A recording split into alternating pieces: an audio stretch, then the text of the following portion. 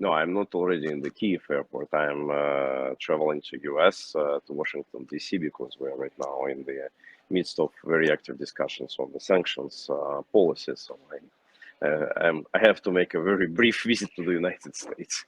So I'm going there for a couple of hours and then go backwards. Well, we welcome you. You're always welcome here. Somebody was Thank you. just saying while we were waiting for you, we think someone said in the chat, we want to see more of Ilya everywhere. So we're thrilled that you're coming to DC. And, we know what you're doing is important there.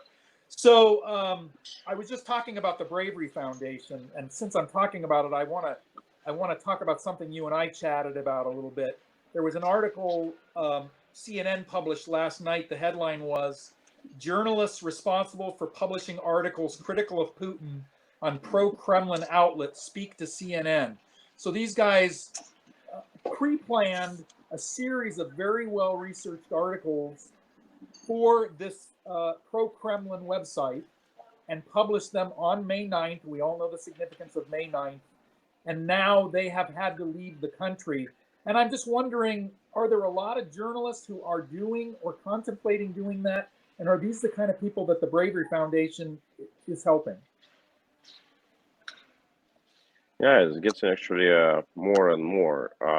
Unfortunately, with many cases, we are getting them kind of post factum when the problems already have emerged, because not so many people actually know that we do exist. We're trying to obviously popularize ourselves, but it's all been filtered out very much inside Russia. But we see number of cases is growing. Obviously, when they did happen, then we are approaching people and saying, so he's the lawyer, or if the person is not yet in jail, that what can we do to protect him? Yes. But it is growing. Actually, right now, just a couple of hours ago, I got very interesting case of a guy who actually got himself a contract to participate in the Russian military, went to Ukraine, realized that it's all false because he was like planning to fight Nazism, neo-Nazis in Ukraine. So got in Ukraine, realized it's all false, defected, returned back to Russia, said that he came back to his military post, said that he wanted to break the contract, was captured, sent back to Ukraine, defected once again, and now he's in Russia hiding, and so that's what we are trying to do right now to protect him. My team in Russia is working very closely. So they sent him back to Ukraine? That doesn't make any sense at all. Yeah, sure. Well, it doesn't for you, maybe it does for Russian military. So all right, fair they enough. need every soldier. Yeah. So it's actually a question I've wanted to ask you for a while now. When Mr. Putin says things like he's going to denazify Ukraine, and we in the West, of course, see that as completely absurd, does he really believe that, or is he just manipulating the Russian people and the Russian media? It's a sort of a catch-22 situation when they firstly, obviously, totally falsify and invent something based on some like minor facts. Then they put it in the Russian media. Then they themselves listen to that media. Then they start saying, "Oh shit, things are going on," and they start to believe in what they originally have falsified themselves, and it gets more and more severe, but without very serious initial ground. Obviously, there are people in Ukraine as in any other country which are Nazis. There are Nazis in the United States, there are Nazis in Russia, there are Nazis in Ukraine. Yes. But it's a minor, tiny part of the population. And even if we are not speaking about Nazis, but even if we will be speaking just about nations, like radical nations, ultra-rightists, then we see that they every time they trying to get organized before every elections in the country, and usually they're getting below 1% votes. And You're to talking understand about that the Ukraine, Russia. You're talking about in Ukraine. yeah, I'm talking about Ukraine. I'm talking about Ukraine. So obviously there is a lot of evidence that there is absolutely no ground for such statements. But who listens? Yes. Well, and so since we're talking about propaganda and disinformation and even May 9th, what did you think of what you saw on May 9th from Mr. Putin? And how far was it from what you expected to see? Frankly speaking, it was pretty far because I was thinking that he would be a little bit more aggressive. It was more or less clear that nothing would actually happen on the ground on May 9th. But I was like pretty certain that he would pick up some minor event and blow the meaning of that event to enormous proportion to say, so that is the major victory that we promised you guys to deliver. Instead, as one good friend of mine very well put, is that speech on the Red Square was like a trial run for the future Hague process, for the future Hague trial. Because he was kind of trying to explain himself why this and that happened, that it was a preemptive strike, and so on and so forth. Which was not, firstly, it did not sound convincing, Yeah. even for Russians. That's what many people were saying and telling each other in different social networks. Secondly, his physical image was the one of a very old and tired man. And that was also not the leader of a great, military leader, of a great chief, who is about to score the victory. And thirdly, which also was very much noticed by Russians, is that there was a usual Air Force part of the parade, of the military parade on the Red Square. Right. And it was cancelled in the very last moment. Because of the weather. It was cancelled officially on the pretext of the weather, but everybody saw the clear skies, and the sun shining. So there was like weather, good weather was the reason for canceling the flights.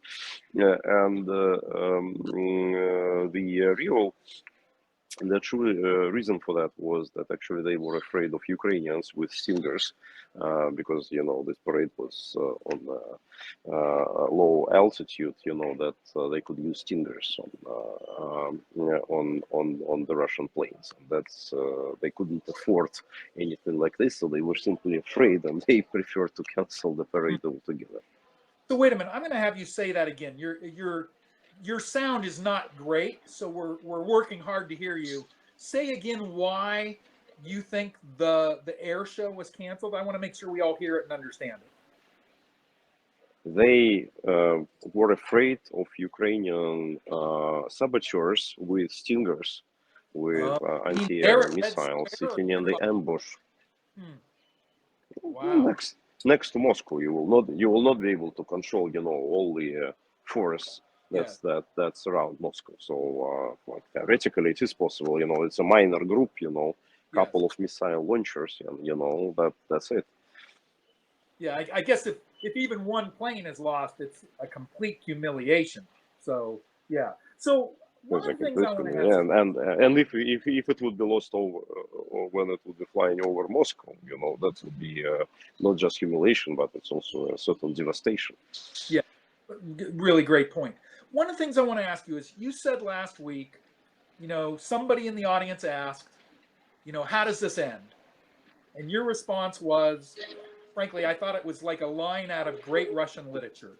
You said, it ends, the last shot, I think you said, is a bullet in Moscow. I mean, I don't know, is that Tolstoy or Chekhov?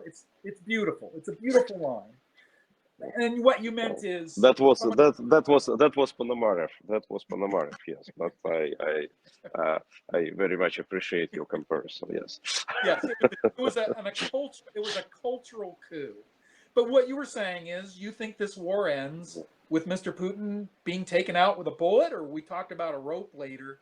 And what I want to ask you is when that happens, what happens next in Russia? What happens in the next hour, in the next week, and in the next year? Yeah, you're asking perfect questions, but who knows? Only God knows what would happen, and I'm pretty sure that the first reaction, obviously, is like every time when uh, a very high-profile person goes away, the crowd always celebrates. Yes. People like to see the demise of a powerful. And that would inevitably happen. It's no matter how people were feeling about this guy just an hour before that happened. But when they see him, they see him go, they would celebrate. What would happen next? Obviously, nobody knows. And I think that it very much depends on when that would happen. At which state Russia would be by that time. It very much depends on how powerful would be the grassroots uprising, which most likely would be taking place then, and who would actually get to him first, like ordinary people from below or elites from the top. And we don't know. To my mind, there would be a competition because the elites would be very much scared of the ordinary guys, and they would be afraid that they are next in line, and that's a very correct assumption, I would say. So they would try to get the situation under their control. But at the same time, that doesn't mean that ordinary Russians are going to stop, even if elites would be the first. That doesn't mean that people would stop. And it can be nasty. It can be pretty nasty. Plus, additionally, the further we go along the path of military defeat in Ukraine, the more likely would be a separate uprising of national republics and different ethnical groups in Russia, because obviously, some of them are dreaming about their independence. Not all of them, and to my mind, it's not a majority, but it's a very passionate minority. Yes. And I think that that's what we will see also anyway. It's inevitable that they would raise their voice and say, like, now it's the time to renegotiate the coexistence between us and Russia, and whether are we going to stay as part of Russia, then at which conditions, or are we going to split our ways? That's absolutely unclear. A couple of questions from our viewers. Violetta asked, I'm going to ask you two questions from the viewers. Would Putin be missed by his inner circle, or is everyone just waiting for someone to step up and do it? And Watcher asks, how protective of Putin are his oligarch friends, associates, and supporters? I think that's very closely related to what you've just been talking about. We all will miss him. He's funny sometimes. I would definitely prefer him in the cell, in the cage, to talk from time to time, because I'm sure that he knows many things that I would be curious to learn. But that's exactly the reason why I think that he would not survive, because so many people that don't want him to disclose the information that he knows. But again, when a figure of such magnitude and such importance is gone, usually not so many people miss him at the very first moment. And then during a certain period of time. Obviously, when a significant time will pass, then it may become different. It's the same thing as with, for example, Stalin in modern day Russia. By the time Stalin was gone, there was an original reaction when people were crying because he was like a great leader, so he was gone through natural means, not through a coup or a defeat that I'm talking about. So the first reaction was mourning, but then when the leadership of the country started to say about his crimes, it was almost unilateral switch that he's a tyrant and he's a bad guy. But then when certain time passed, people started to remember him with certain gratitude and nostalgia. And obviously, to my mind, it's awful because that's the guy who killed a lot of people. But also, he has done certain things which people do remember. Like what many Russians like to say, that during Stalin times there was order, there was no corruption, that the prices in the stores were going down and down, which is true. So the life was more and more accessible for people, and they tend to forget about the awful things, Yes. but tend to remember about the good things. And probably the same thing would be about Putin inevitably, because at the end of the day, Putin came to power after Yeltsin, which totally destroyed the country. And because of the high oil prices, people started to live better under Putin. And, first decade, the life was really improving.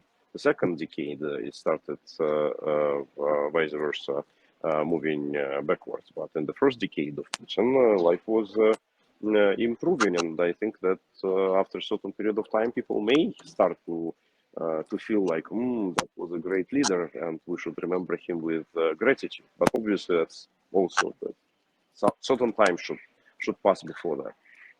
And I hope that it will not happen. I will make my best not to prevent it. Yes, but I think that's also it's a historical process. It's a psychological process. Yes.